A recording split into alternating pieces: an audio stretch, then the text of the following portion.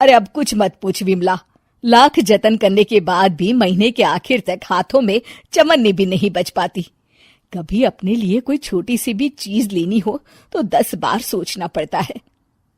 तू सही कहती है, आमदनी तो बढ़ती नहीं, लेकिन दूसरी तरफ महंगाई दिन ब दिन बढ़ती ही जा रही है। राशन वाले का बिल, दूध वाले का उधार। अरे तुम औरतें बस इसी तरह जिंदगी भर रोती रहोगी। खुद के पैरों पे खड़े होने की सोचो, तब तुम्हें पैसों के लिए किसी का मुंह नहीं देखना पड़ेगा। अरे तू इतनी बड़ी बड़ी बातें कर रही है, तू ही बता दे हम क्या करें। हम औरतें चाहे तो कोई छोटा मोटा व्यापार कर सकती हैं, जैसे कि साड़ी बेचने का। सुधा की बातें सुन सब औरतें हंस पड़ती हैं। ना भाई ना, मेरे पति को ये सब पसंद नहीं है, वो तो मुझे मार डालेंगे। दूसरी औरतें भी विमला की बात से सहमति जताती है और साड़ी का व्यापार करने से मना कर देती हैं। अगले दिन सुधा अपनी सास से ये बात कहती है। बस अब यही काम रह गया था, सारा दिन यही सब सोचती रहती हो। अरे बढ़िया आई साड़ी बेचने वाली। तभी वहां सुधा का पति विवेक आता है।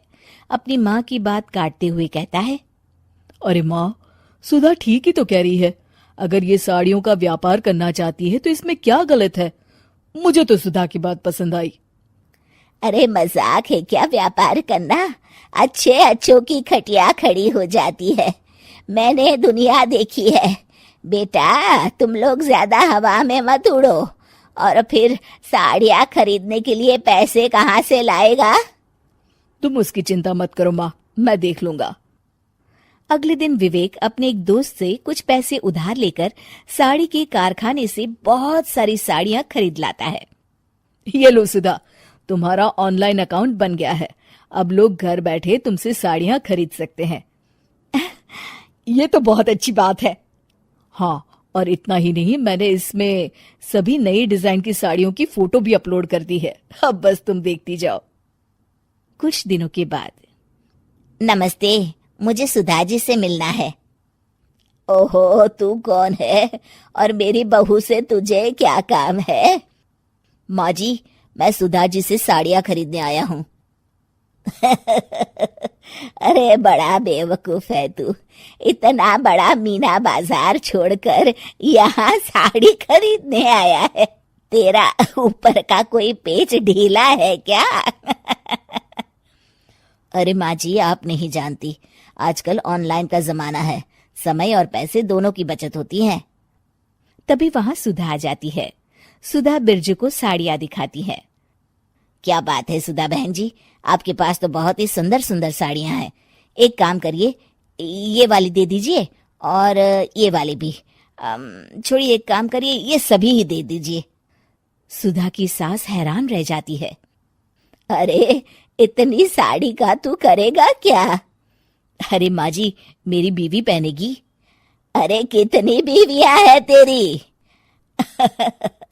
माँ जी, आप भी ना, बीवी तो एक ही है। पहले तो मैं 2-4 साड़ियाँ लेने आया था, लेकिन अब पूरी 20 साड़ियाँ ले जा रहा हूँ। ये लीजिए सुधा बहन जी, आपके पैसे। चलता हूँ। धीरे धीरे सुधा के द्वारा घर में खोली गई छोटी सी दुकान चल पड़ती है और देखते ही देखते सुधा के घर ग्राहकों की लाइन लग जाती है। पैसों की आमदनी देख सुधा की सास की आंखें फटी की फटी रह जाती है। जा बहू, अब तू थोड़ा आराम कर ले, इन लोगों को मैं साड़ियाँ दिखा देती हूँ। माँ जी आप? अरे हाँ, अब जा भी। इस तरह सुधा की सास भी उसके कारोबार में हाथ बटाने लगती है। देखो सुधा, तुम्हारा व्यापार तो चल पड़ा। पिछले कुछ महीनों में इतनी कमाई हुई है कि तुम्हें यकीन नहीं होगा। सच?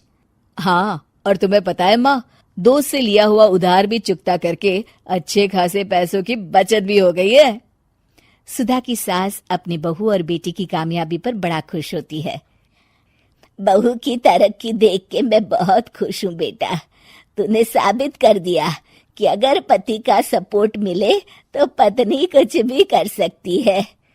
जी माँ जी, आपने बिल्कुल सही कहा।